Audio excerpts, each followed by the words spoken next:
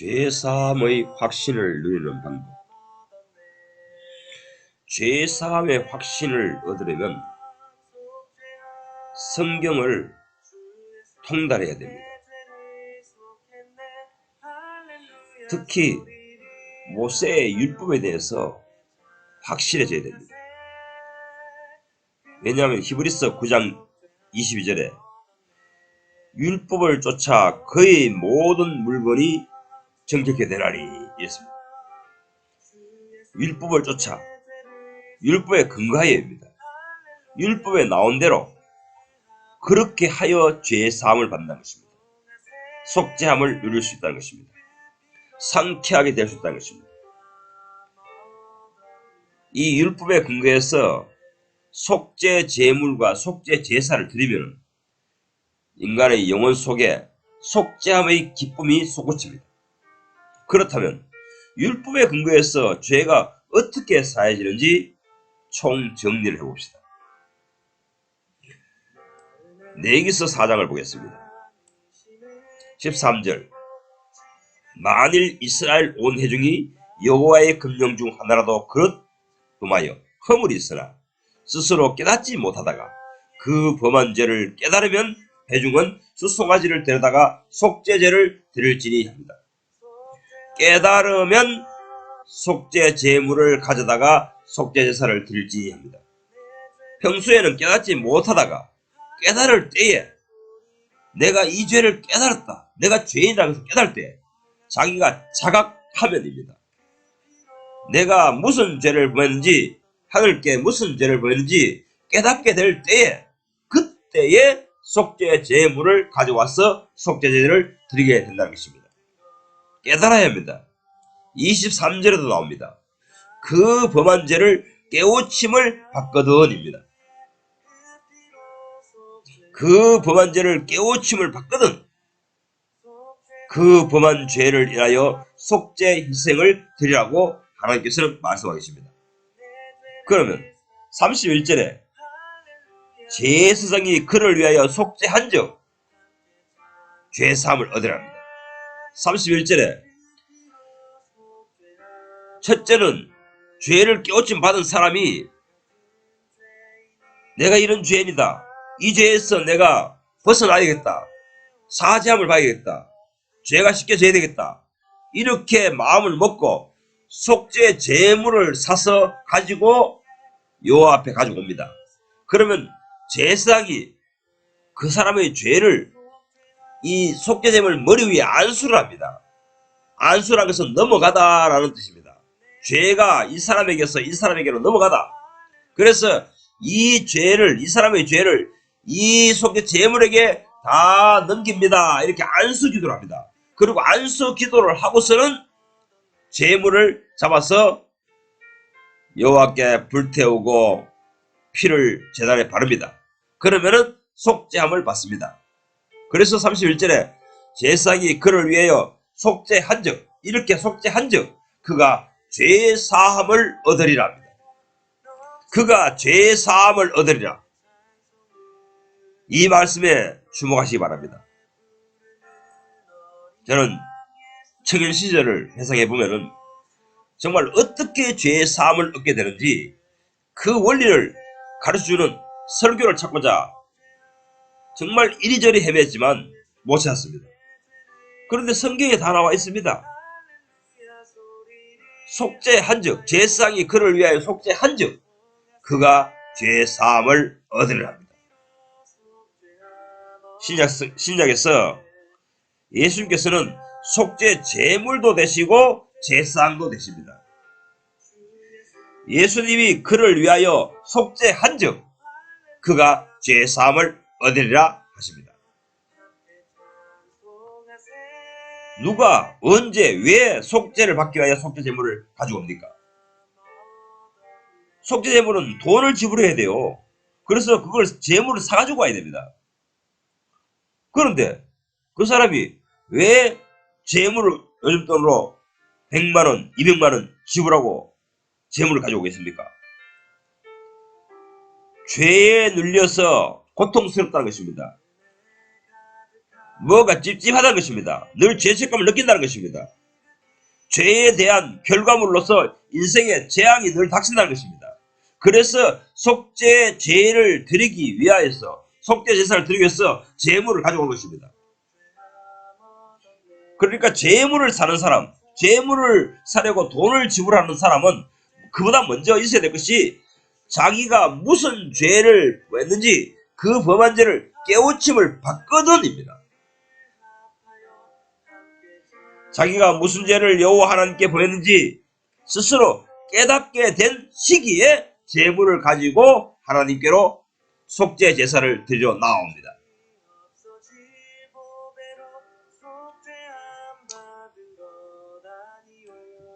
속죄 제사, 즉 죄가 사해지는 제사를 드리려면 제일 먼저 내가 하나님께 하늘께 무슨 죄를 범했는가를 깨닫는 것입니다. 자의식하는 것입니다.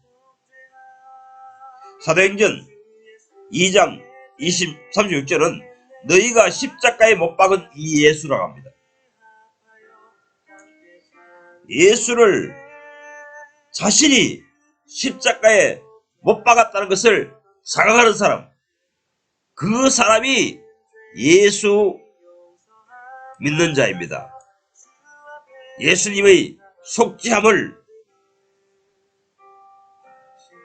은혜를 누릴 자격이 있는 사람입니다. 왜 사도행전 32장 36절은 내가 십자가에 못 박았다고 말하고 있는 것일까요? 저는 이사야서 43장 24절을 통해서 이 사실을 깨달았습니다. 이사야서 43장 24절 세 번역 성경을 읽어보겠습니다. 너는 너의 죄로 나를 수고롭게 하였으며 너의 악함으로 나를 괴롭혔다 하십니다. 아니 생각해 보세요. 내가 죄를 범하는데 하나님께 무슨 관련이 있단 말입니까? 그런데 성경은 네가 죄를 범할 때에 너의 죄로 말미암아 범죄로 말미암아 나를 수고롭게 하였고 너의 악함으로 말미암아 나를 괴롭혔다 하십니다. 내가 하나님의 백성이라면, 하나님을 섬기고 있는 신자라면 내가 죄를 범할 때마다 하나님은 수고하셔야 됩니다. 괴롭힘을 당한다고 지금 이사야서 43장 23절은 기록하고 있습니다. 자기를 믿는 사람이 죄를 범하기 때문에 그 책임자이신 예수께서 그 죄를, 고통을 당하셔야 됩니다. 대속을 해야 됩니다. 대속물이 되셔야 됩니다. 자기 백성이 아닌 사람은 상관이 없습니다. 그러나 예수께서 책임지셔야 할 자기 식구라면 그 자기 식구의 죄를 책임지시기 위하여 고난을 당하시라는 것입니다. 마태복음 1장 21절 자기 백성을 저희 죄에서 구원할 자이십니다 하십니다. 자기 백성을 저희 죄에서 구원할 자이십니다. 먼저 자기 백성입니다. 이 설교를 듣고 있는 당신은, 이 설교를 듣고 있는 사람 당신은 예수님께서 당신을 향해서 나의 백성이다, 내 사람이다, 내 식구다 하실 것 같습니까? 내 식구에 대해야 됩니다. 예수께서는 아무나 죄를 사하지 않습니다. 아무나 누구를 위해서 무분별하게 고통을 당하지 않습니다. 자기 백성을 위해서 고통을 당하셨습니다. 자기 백성을 죄에서 해방시키기 위해서 예수께서는 고난을 당하셨습니다. 그렇기 때문에 죄사함의 확신을 누리려면 먼저 예수님께 자기 백성이 되어야 합니다. 그리고 자기 죄를 예수님께 토설해야 됩니다. 예수님께 주여 내가 이런 죄를 범했습니다. 용서해 주시옵소서. 내가 이런 죄를 범했기 때문에 주님께서 고통을 당하시는군요. 고난을 받으셨군요. 아스셀 양이 되셨군요. 십자가에 내리셨군요. 이런 고백이 필요하다는 것입니다. 자기가 지은 죄를 토설치 아니하면은, 자백하지 아니하면은 그 사람은 자기가 죄 지은 것이 없다고 주장하는 사람입니다. 그런 강변을 하는 사람입니다. 시편 32편 3절에 시편 32편 3절에 내가 토설치 아니할 때에 종일 신음함으로 내 뼈가 쇠하였도다. 내가 이르기를 내 허물을 여호와께 자복하리라 하고 주께 내 죄를 아뢰고 내 죄악을 숨기지 아니하였더니 곧 주께서 내 죄를 사하셨나이다 합니다. 죄악 때문에, 죄책 때문에 죄책감이 있으면서도 토설치 아니할 때에 내 뼈가 마른다는 것입니다. 정말 가슴을 조르고 양심의 가책을 억누르고 살아가고 있다는 것입니다. 그래서 내가 이르기를 내가 내 허물을 여호와께 자복하리라 하고 주님께 내 죄를 아뢰고 내 죄악을 숨기지 아니하였더니 곧 주께서 내 죄를 사하셨나이다 합니다. 영국의 유명한 설교자 찰스 스펠저는 공개적인 석상에서 말하기를 우리가 어떤 때에 나는 죄인이다, 나는 참 나쁘다, 나는 참 악하다 그렇게 느껴질 때가 있답니다. 그때에 속죄하여 주시옵소서. 주님께 속죄 제사를 드립니다. 이렇게 하여야 된다는 것입니다. 자신이 정말로 악한 죄인이라고 느낄 때 그때에 속죄 제사를 드리게 된다고 하였습니다. 그리고 이 속죄 제사는 절차와 순서가 있습니다. 먼저 속죄 제물을 가지고 와야 되는데 신약 시대 때는 예수님이 속죄 제물을 되셨습니다. 예수님이 속죄 제물이 되었습니다. 그래서 요한복음에서는 보라 세상 죄를 지고 가는 하나님의 어린 양을 보라 하나님의 세상 죄를 지고 가는 하나님의 어린 양이로다 이랍니다. 자, 다시 정리해 보겠습니다. 속죄 제사를 드리기 위한 마음의 준비가 되어 있다면, 만반의 준비가 됐다면 예수님께 나의 속죄 제물이 되어 주셔서 나의 속죄 제물이 되어 주시기 바랍니다. 이렇게 간구해야 됩니다. 요청을 해야 됩니다. 그러면 자기의 죄를 토설하면 죄가 사해진다고 시편 32편은 기록하고 있는 것입니다. 이것을 개혁주의 신학에서는 제한적 속죄라고 합니다. 예수께서 십자가에 못 박혀 돌아가시고 죄를 위해 희생을 치는 것은 자기 백성을 위한 것이라는 것입니다. 예수 안 믿는 사람을 위한 것이 아닙니다. 예수님 자신을 믿는 사람입니다. 예수님의 백성이 되고파서 예수님께 나와서 무릎을 꿇은 사람들입니다. 자, 그러면은 자기의 범한 죄도 깨달아서 자백을 했고 속죄 제물도 마련했습니다. 속죄 제물이 예수님이기 때문에 속죄 제물도 마련했습니다.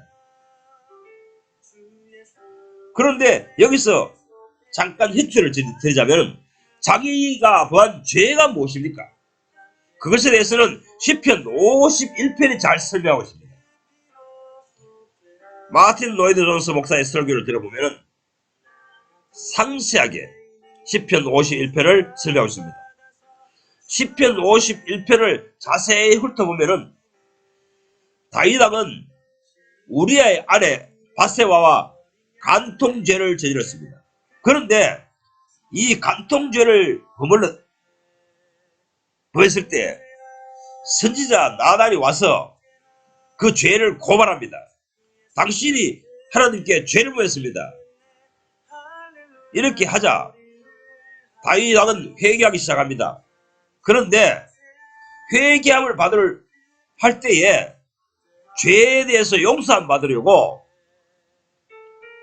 하나님께만 죄를 회개하지 우리아 집안에 가서 사죄를 한 적은 없습니다. 51장 4절을 보세요. 내가 주께만 범죄하여입니다. 주님께만 범죄하였답니다. 제가 이 설교를 한두 번 동영상 했습니다. 그런데도 사람들이 깨닫지 못하고 있습니다.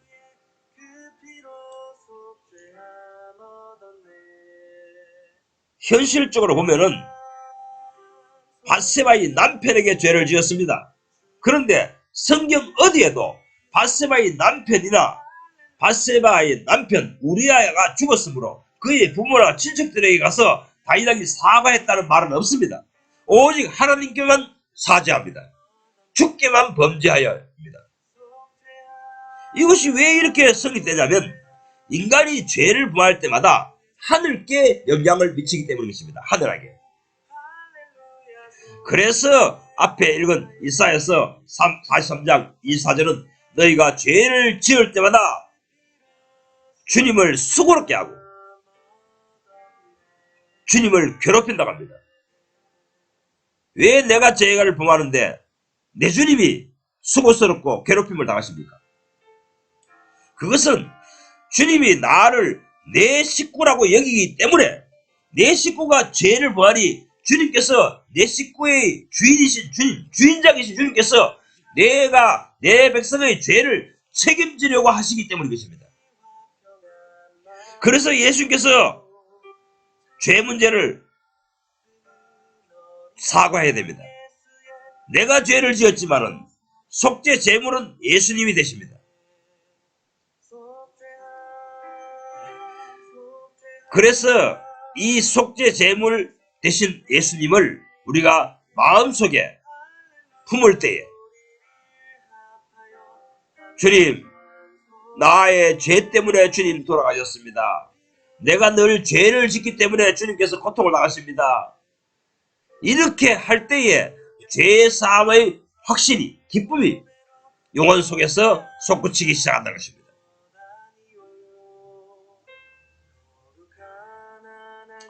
자, 이렇게 시편과 내기서 4장을 보면은 죄를 깨달은 사람이 속죄 제물을 가져온다. 죄를 깨달은 사람이 속죄 제물이시고 제사장이신 예수님께 자신의 죄를 토설한다. 자백한다. 이렇게 나와 있습니다. 그런데 이렇게 하는 것은 일반적인 제사입니다. 평소에 하는 제사입니다. 그런데 이스라엘 나라에는 특별히 대속죄일이 있습니다. 대속죄일. 대속죄일은 레위기 16장에 나옵니다. 레위기 16장에서는 대속죄일이 나오는데 여기 대속죄일에는 완전히 그날은 죄를 대청소하는 날입니다. 일반적인 제사를 드릴 때에 미처 처리하지 못했던 죄 문제를 완전히 청소하는 날입니다. 완전히 정결케 하는 날입니다. 그래서 레위기서 16장 30절에 보면 레위기서 16장 36절 이날에 너희를 위하여 속죄하여 너희로 정결케 하리니 너희 죄에서 너희 모든 죄에서 너희가 여호와 앞에 정결케 되리라 합니다. 너희의 모든 죄입니다. 너희의 모든 죄에서 all sins입니다. 모든 죄에서 너희가 여호와 앞에서 정결하게 되리라. 남김없이 하나도 남김없이 죄에서 깨끗한 판단입니다. 그것이 이스라엘 나라의 대속죄일이라는 것입니다. 그래서 이스라엘 민족이 대속죄일 날을 거치지 아니하면은 완전히 죄에서 정결함을 받지 못합니다. 이 대속죄일 날에는 일반적인 속죄의 날과 달리 두 속죄 제물, 두 염소가 필요합니다. 레위기서 16장 30절에는 다 정결케 만든다. 너희 모든 죄에서 정결함을 받는다. 이렇게 말하고 7절에 가면은 두 염소를 취하여 하는 말이 나옵니다. 두 염소를 취하여. 8절 두 염소를 위하여 제비를 뽑되 하나는 여호와를 위하고 다른 하나는 아세셀을 위하고 합니다. 하나는 여호와를 위하고 하나는 아세셀을 위하고 이렇게 두 염소가 필요하다는 것입니다. 두 속죄 제물이 필요하다는 것입니다. 이것이 아사셀 양이 필요하다는 것입니다. 제가 앞서서 말했듯이 인간은 죄를 범할 때 첫 번째, 하늘에 영향을 미친다 했습니다. 두 번째, 죄를 범할 때 동시에 어디에 영향을 미치냐 하면 마귀에게 영향을 미칩니다. 그래서 마귀가 거주하고 있는 광야로 아사셀 양을 보냅니다. 희생 제물을 보냅니다. 이것이 이스라엘 나라의 아사셀 양의 관행입니다. 아사셀 제사입니다. 이스라엘 나라의 전승에 의하면 아사셀은 광야에 살고 있습니다. 마왕이라는 것입니다. 마귀의 왕이라는 것입니다. 그래서 이 마왕은 사탄이요, 용이요, 마귀라고 성경을 말하고 있습니다. 자, 이렇게 볼 때 예수께서 처음 사역을 시작하실 때 사탄 마귀에게 시험을 받으시려고, 고통을 받으시려고 광야에 가신 것입니다. 내가 아사셀 염소가 되러 왔다 하고 마왕이 마귀에게 보고한 것입니다. 누가복음 4장에 보면 이 장면이 나옵니다. 요단강에서 돌아오사 광야에서 마귀에게 시험을 받으시더라 합니다. 요단강에서 돌아오사 광야에서 마귀에게 시험을 받고 있다 합니다. 광야에 오시기 전에 예수께서 무엇을 하셨습니까? 요단강에서 침례를 받으셨습니다. 그때의 세례 요한은 보라, 세상 지고 죄를 지고 가는 하나님의 어린 양이로다 합니다. 그리고 예수께서 3장 15절 우리가 이와 같이 하여 모든 의를 이루는 것이 합당하니라 합니다. 모든 의 이루다. 이것이 대속죄일에 일어나는 것입니다. 예수님께서 직접 내가 바로 아사셀 염소이다 이렇게 공언하신 것입니다. 내가 내 백성의 죄를 속하기 위하여서 아사셀 염소가 되어 마왕이 있는 광야로 괴롭힘을 당하러 가시겠다는 것입니다. 자, 인간이 죄를 범할 때는 두 방면에 영향을 미친다고 했습니다. 하늘께 영향을 미치고 하나는 마귀에게 영향을 미칩니다. 하늘은 인간의 책임자입니다. 인간의 책임자 하늘께 당신이 지으신 창조물이 지금 죄를 범하고 있습니다. 나쁜 짓을 하고 있습니다. 이렇게 항소한다는 것입니다. 그 피가 하늘로 부러진다는 것입니다. 두 번째는 죄를 범하면은 악마가 그 사람을 붙들어 갑니다. 마귀가 붙들어 갑니다. 사로잡아 갑니다. 그래서 예수께서 요한복음 8장 44절에 죄를 범하는 자마다 죄의 종이라 하셨습니다. 사탄 마귀가 주님, 하나님 보십시오. 저 사람이 죄를 범하였어요. 이렇게 고발합니다. 그러면서 죄를 범했으니 제가 데려가겠습니다. 내가 데려가서 내 맘대로 부려먹겠습니다. 이렇게 합니다. 그러면 하나님도 할 말이 없습니다. 왜? 창세기 3장 14절에 마귀 사탄에게 말하기를 너는 종신토록 흙을 먹을지니라 했기 때문이십니다. 흙은 인간을 가리킵니다. 인간이 죄를 범할 때에 마귀는 그를 잡아 데려가서 마음대로 부려먹습니다. 그래서 예수께서는 두 방면의 죄를 위하여 속죄 제사를 드리신 것입니다. 하나는 십자가에서 하나님을 향하여 여호와를 위하여, 하나는 광야에서 아사셀을 위하여 고난을 당하셨습니다. 이렇게 완벽하게 죄 문제를 해결받으려면 두 방면의 속죄 제사, 이 의미를 깨달아야 하는 것입니다. 이 두 방면의 의미를 깨달아야 내가 죄에서 완전히 해방받을 수 있습니다.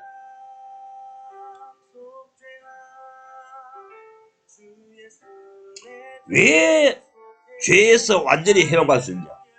왜 속죄함을 누릴 수 있느냐 하면 하나는 하나님의 입장에서 보면은 지금까지 지은 모든 속죄를 죄사함을 허락하시는 것이고, 또 원수 사탄의 입장에서 보면은 매일매일 짓고 있는 죄를 다 처리한다는 것입니다.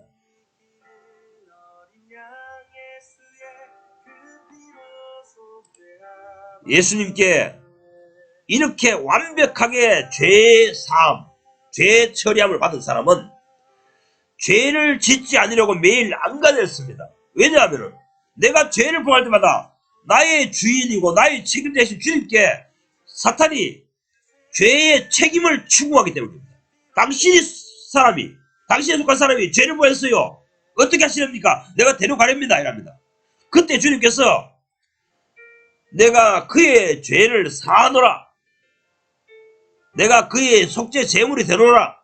내가 그 때문에 고통을 당했다. 이렇게 변호해 주시고 변증해 주셔야 마귀에게 서랍에 가다가 노임을 받습니다.